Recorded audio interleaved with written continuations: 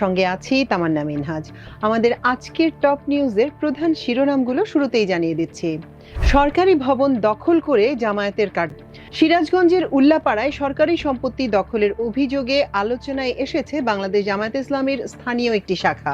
অভিযোগ উঠেছে উপজেলার ভট্টকাওয়াক মৌজার কালিম মাদ্রাসার সামনে তুলা উন্নয়ন বোর্ডের একটি সরকারি ভবন দখল করে দলীয় কার্যালয় স্থাপন করেছে জামায়াত। সরেজমিনে দেখা যায় তুলা উন্নয়ন বোর্ডের ওই সরকারি ভবনের মূল ফটকে এখনো লাগানো রয়েছে বাংলাদেশ জামায়াত ইসলামী ৫ নং ওয়ার্ড কার্যালয় নামের একটি সাইনবোর্ড। স্থানীয়রা জানিয়েছেন, গত ৫ আগস্ট শেখ হাসিনা ভারতে পালিয়ে যাওয়ার গুজব ছড়ানোর পরপরই জামায়াতের উল্লাপাড়ার উপজেলা শাখার একাধিক নেতা এই ভবনে প্রবেশ করে কার্যালয় স্থাপন করে কার্যক্রম শুরু করেন। স্থানীয় জনগণের মধ্যে এই ঘটনায় চরম ক্ষোভ ও উদ্বেগ বিরাজ করছে।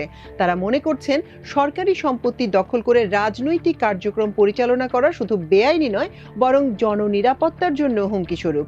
কেউ কেউ আশঙ্কা করছেন, ভবিষ্যতে এখানে উগ্র রাজনৈতিক কর্মকাণ্ড সংগঠিত হতে পারে। উপজেলা নির্বাহী অফিসার আবু সালে মোহাম্মদ হাসনাত জানান, বিষয়টি তার জানা নেই। যদিও কেউ ভবন দখল করে থাকলে তা নিয়ে তদন্ত করে প্রয়োজনীয় ব্যবস্থা নেওয়া হবে। জামায়াতের পক্ষ থেকে কেউ কোনো আনুষ্ঠানিক বক্তব্য দেননি। উল্লেখ্য, তুলা উন্নয়ন বোর্ডের এই ভবনটি একসময় স্থানীয় কৃষকদের জন্য প্রশিক্ষণ ও উন্নয়নমূলক কাজে ব্যবহার করা হতো।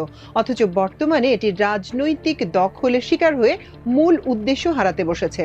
স্থানীয় সচেতন মহল দ্রুত সরকারি কর্তৃপক্ষের হস্তক্ষেপ দাবি করেছেন এবং ভবনটি পুনরায় সরকারের দখলে এনে যথাযথ ব্যবহার নিশ্চিত করার আহ্বান জানিয়েছেন।